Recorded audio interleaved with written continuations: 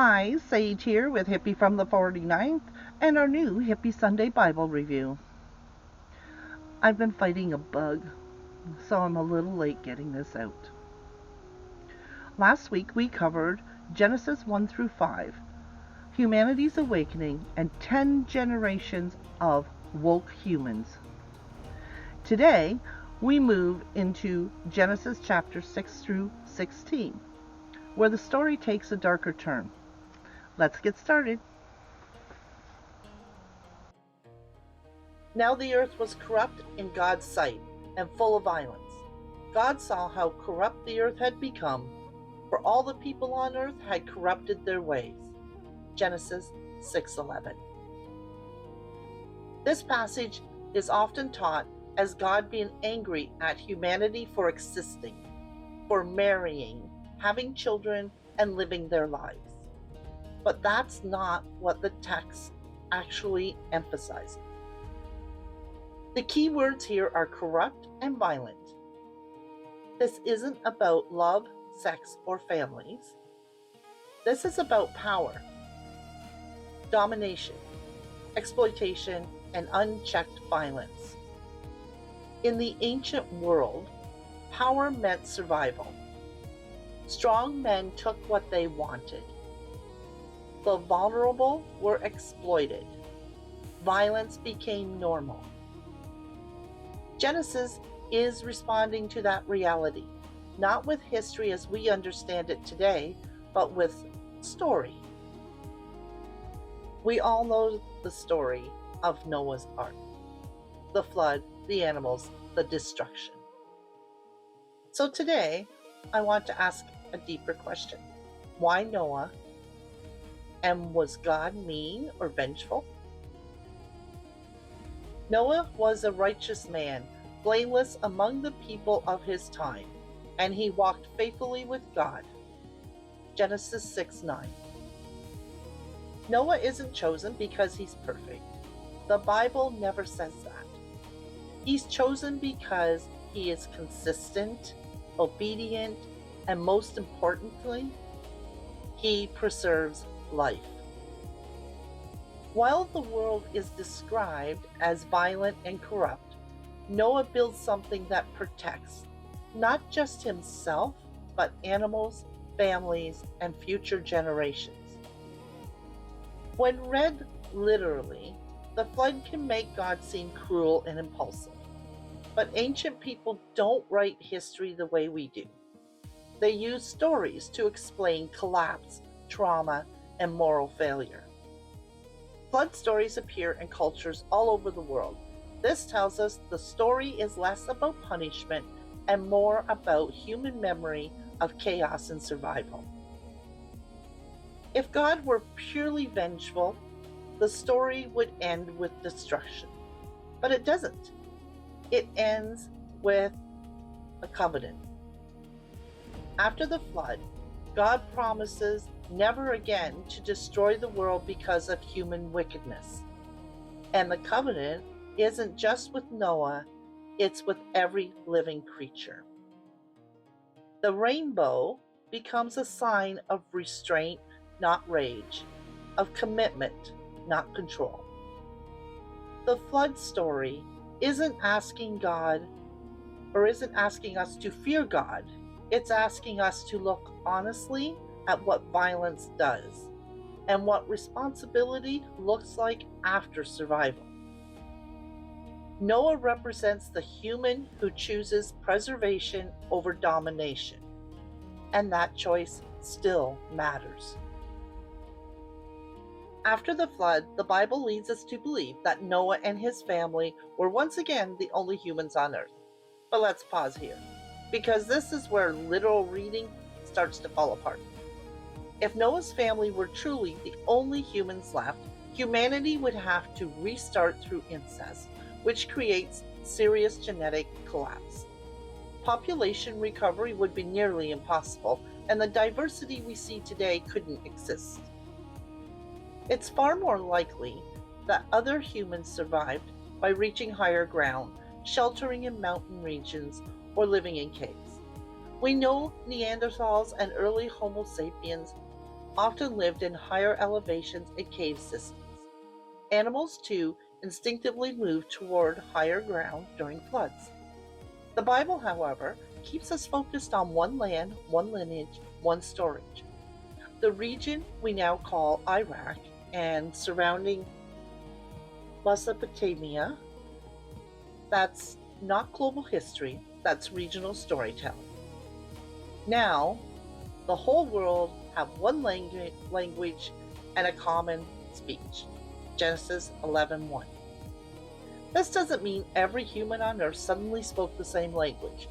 It means power was centralized. One culture, one authority, one system. The Tower of Babel wasn't about reaching heaven, it was about control. So, did God wave a magic wand and instantly teleport people across the planet? No. This story explains something very real. Humans spread out, cultures diverge, languages evolve, and power was decentralized. When power concentrates in one place, violence follows. So the story says God distributes that concentration, not to punish, but to prevent domination. Scattering isn't chaos, it's balance. And this story still speaks to us today. Whenever one person, one nation, or one ideology believes it should rule over everyone else, history shows us what follows. Genesis isn't warning us about tall buildings, it's warning us about unchecked ambition. The Tower of Babel is not a story about divine fear, it's a story about human power limits. Diversity isn't a curse, it's a safeguard. Genesis keeps reminding us when humans try to dominate, the world fractures. When humans spread, adapt, and coexist, life continues.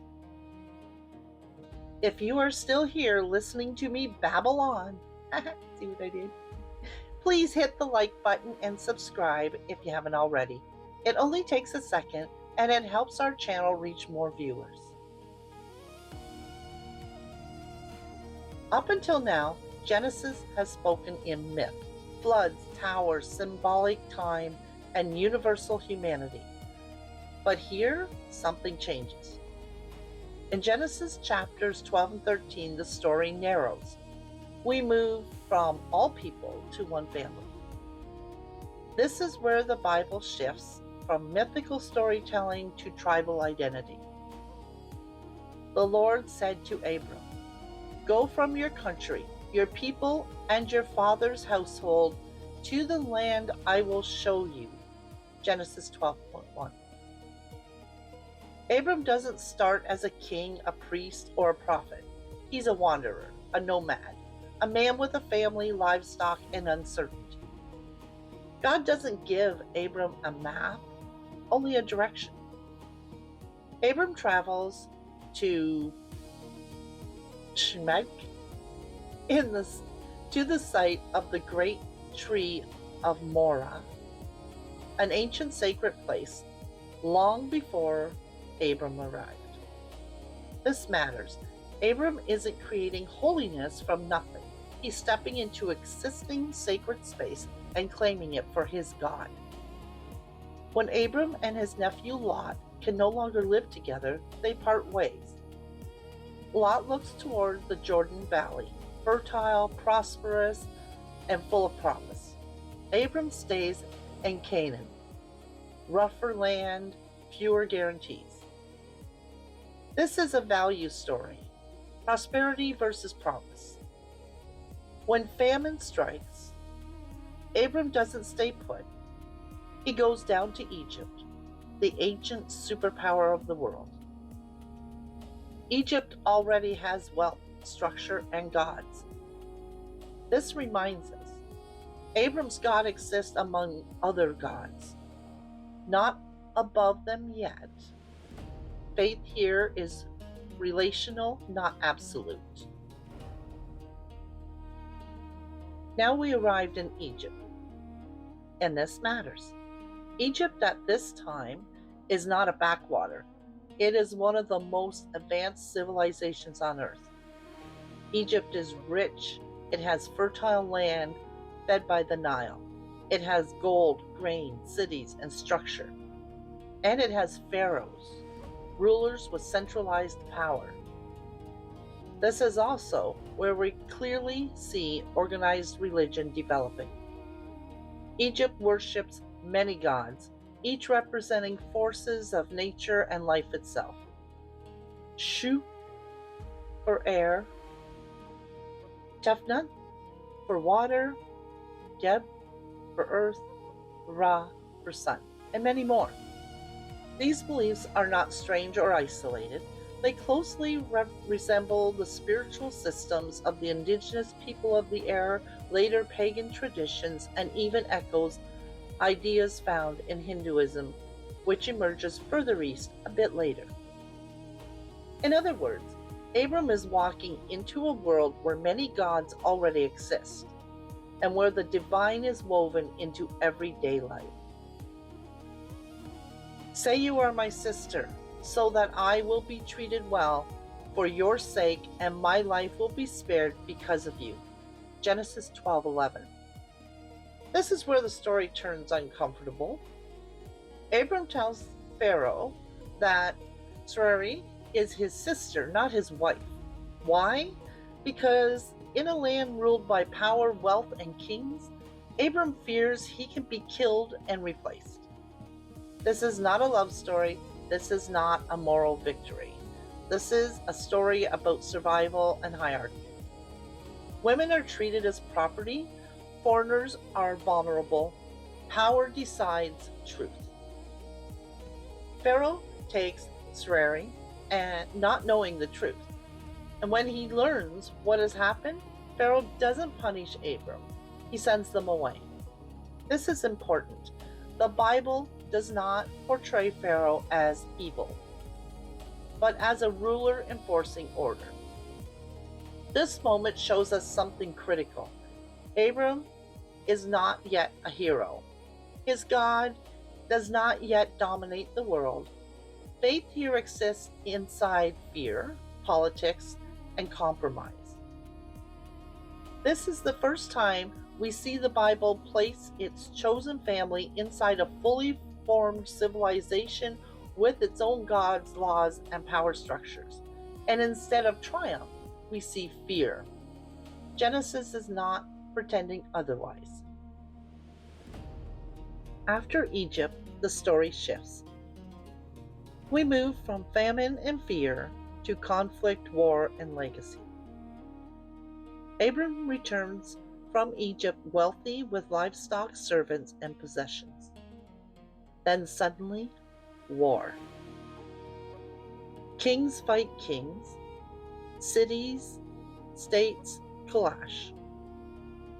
And Lot is taken. This is the first recorded war in the Bible. And notice something? These are organized armies with alliances and territorial control. This is not a primitive world. Abram, now called Abram the Hebrew, gathers his men. This is not Hebrew religion yet. Hebrew means nomad. This is important. He has trained fighters. He has influence. He is not just a wandering shepherd. Abram goes to war. He defeats the kings and rescues Lot. This moment reframes Abram. He is a protector, a leader, a man of action. After the victory, the king of Sodom offers Abram wealth. Abram refuses. I will accept nothing belonging to you. This is not humility, it's independence. Abram refuses to owe his power to kings. Yet, Abram has a problem. No heir, no child. God promises descendants as numerous as the stars. but years pass. This is where belief meets biology. Promises don't change reality. Sarai takes matters into her own hands. She gives her maidservant, Hagar, to Abram. This was not unusual in the ancient world. It was a solution, not a scandal. Hagar conceives. Ishmael is born. Ishmael becomes the ancestor of many peoples. This moment matters because two lineages are now set in motion. Two promises, two futures. This is not just a family story, it's the beginning of tribal identity. What we are seeing now is a shift from myth to tribe, from cosmic stories to human power struggles, from symbolic creation to political inheritance. Genesis is no longer asking, how was the world made? It's asking, who owns the land? Who inherits the promise? Who describes the future?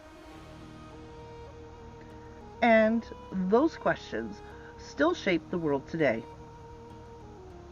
I do hope you're enjoying my Sunday Bible reviews. Please join us next week while we continue to travel through Genesis. Stay safe, be kind, and stay groovy. Until next week, peace and love.